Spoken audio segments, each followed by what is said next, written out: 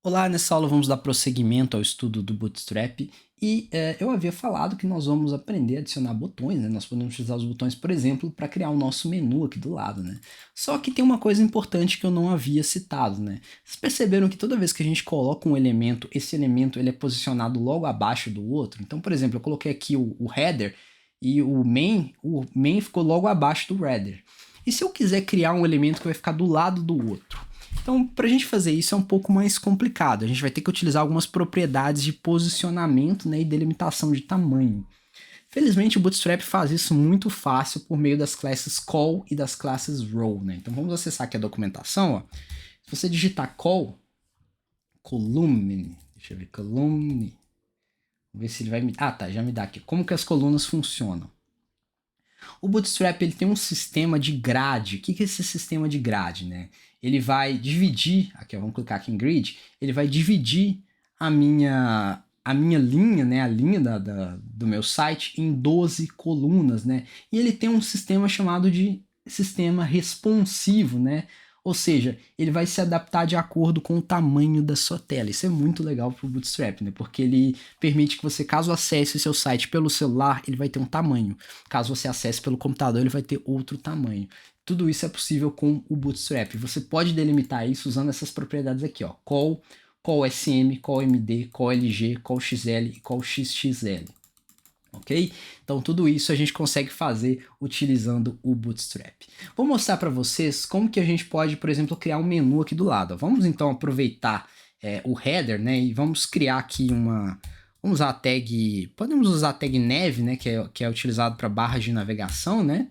E aí nós podemos adicionar vários botões aqui, né? Vamos criar links, né? Href... Não precisa apontar para lugar nenhum, não. E aí eu vou colocar aqui home... vamos colocar 3 botões, né? Sobre e contato, ok? Vamos colocar 3 botões, tá ótimo. Home, saiba mais e contato. Pronto. Então, quando a gente visualiza isso daqui, olha como é que fica. Nossos elementos... tá. Tanto é que ele tá na cor primária, né? Ele fica logo abaixo, né? Então, tá aqui, a gente não consegue visualizar direito, né? Então, como que a gente consegue criar e configurar isso para aparecer como botões?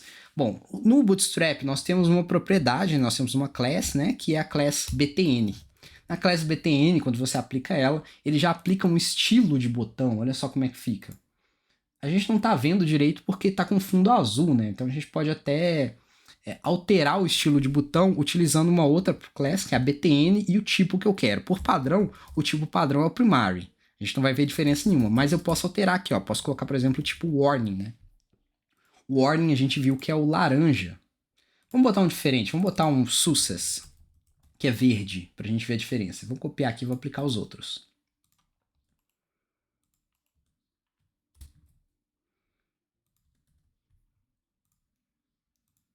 Prontinho, ó, a gente aplicou aqui e a gente criou botões e eles ficaram logo abaixo do logo. Isso não é legal, né? Por quê? Porque a gente quer que o nosso elemento ele se posicione corretamente, ele se posicione aqui do lado direito, por exemplo. Eu quero que o logo fique aqui de um lado e os botões fiquem aqui do outro lado.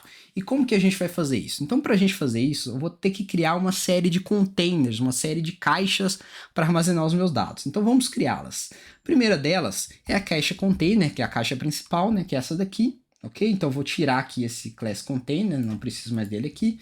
Vou colá-lo aqui e vamos definir essa daqui como uma caixa principal. Ó. Então, vou chamar aqui de caixa principal. Dentro dessa caixa, eu vou ter o que eu chamo de linha. Para a gente criar uma linha, eu vou utilizar a class row. Ok? Então, eu tenho uma linha aqui e nesta linha eu vou ter uma coluna do lado esquerdo e uma coluna do lado direito. Então, vamos criar a nossa primeira coluna, né? Uma div class call, né? E essa é a coluna do lado esquerdo. E aí nós vamos colocar o logo aqui dentro. Vamos recortar aqui, vamos colar aqui de baixo. E aqui do lado nós vamos criar uma div, também class row, não, class call, perdão, coluna, ok? E aí nessa outra coluna que nós vamos colocar a nossa barra de navegação. Então preste atenção em como que se organiza a nossa caixa. Então nós temos aqui a caixa principal, né? nós temos aqui, deixa eu colar, vamos nomeá-la corretamente, vamos colocar os comentários corretos, nós temos a linha aqui, uma linha, aqui nós temos a coluna esquerda, está do lado esquerdo, e aqui nós temos a coluna direita. Pronto, então tudo organizadinho. Quando a gente atualizar, olha só, o que aconteceu? Os nossos dados eles ficaram aqui do lado, o nosso logo ficou do lado esquerdo, nossa coluna ficou do lado direito. E se eu quiser alterar o tamanho disso, né? Então a gente pode até aplicar uma classe de cor aqui só para vocês verem como é que tá colorido isso, né? BG Info, a gente pode colocar qualquer classe aqui, né? Só para colorir de uma cor diferente para vocês verem a diferença. BG Secondary. Tá vendo? Ó? Ele coloriu, ele posicionou uma coluna, deu 50% para uma e 50% para outra. Por quê? Porque eu não defini qual que é o tamanho que eu queria. Eu posso definir o tamanho que eu queria. Como que eu faço isso? Utilizando a class call e o tamanho que eu quero, sendo que o tamanho máximo é 12. Ok? Então, qual que é o tamanho que eu vou delimitar ele? Vou dar, por exemplo, 4 espaços para a coluna. Para a primeira coluna do logo. Para a segunda, a soma tem que dar 12, então eu tenho que colocar aqui 8. Então eu tenho 4 para um lado, 8 para o outro. Ok? Então sempre a soma tem que dar 12. E olha o que aconteceu. Deixa eu só parar aqui para não traduzir mais. E olha só, ele deu um espaço um pouco maior. Posso melhorar isso ainda. Como que eu posso? Eu posso, por exemplo, dar 2 espaços para esse e 10 para esse. Né? Então quando eu faço isso, olha só, ele aumenta consideravelmente e ele dá uma quebra de linha, tá vendo? Quando ele deu a quebra de linha, ele respeita o espaço delimitado, né? Então, sempre trabalhar desse jeito, ok? Vou colocar aqui call, deixa eu ver, 8 para esse, né? 4 para esse, né? E 8 para este. E aí tem uma coisa legal, a gente pode até brincar um pouco com o chamado design responsivo, né? O que é o design responsivo? Ele se ajusta de acordo com a largura da tela. Ok? Como eu Perdão. Como eu não especifiquei o tamanho da tela, ele vai sempre respeitar essa margem. Então, independente do tamanho da tela, ele vai sempre delimitar um espaço de 8 para um lado e 4 para o outro. Mas eu posso especificar o tamanho da tela. E aí, o que eu faço? Ó? Eu vou fazer o seguinte, eu vou colocar 12 para um e 12 para o outro. Ok? E aí, ele sempre vai ocupar uma linha inteira. E agora eu vou aplicar uma classe complementar, que é uma classe responsiva. Qual que é essa classe responsiva? Eu vou chamar de call MD6.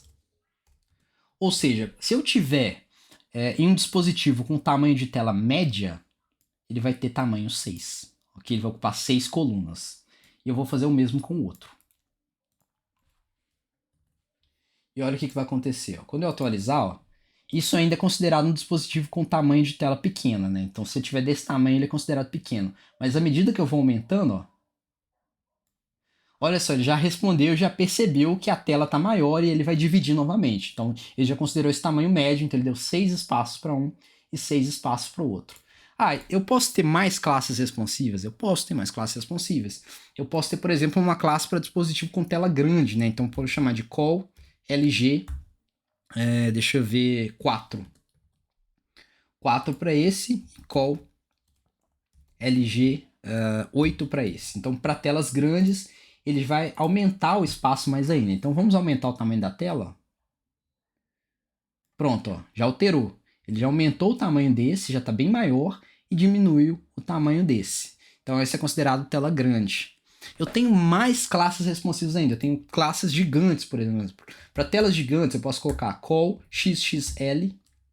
E aí eu vou colocar o tamanho que eu quero, 2, por exemplo. E aqui vai ser call XXL, tamanho 10.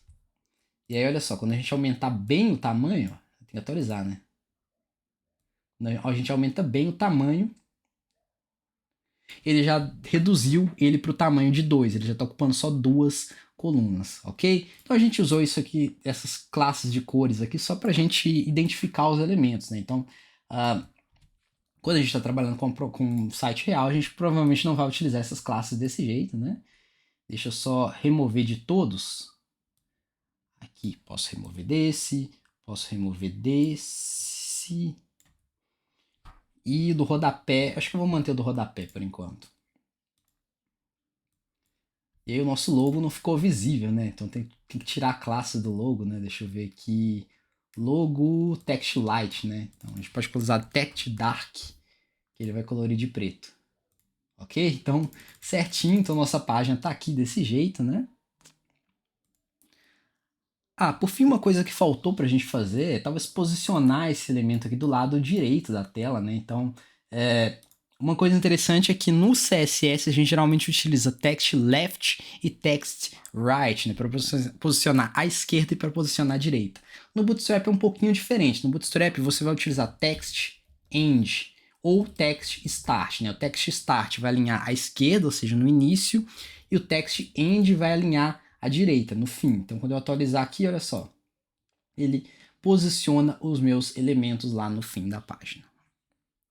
Bom, então essa foi a nossa aula, bons estudos e até mais.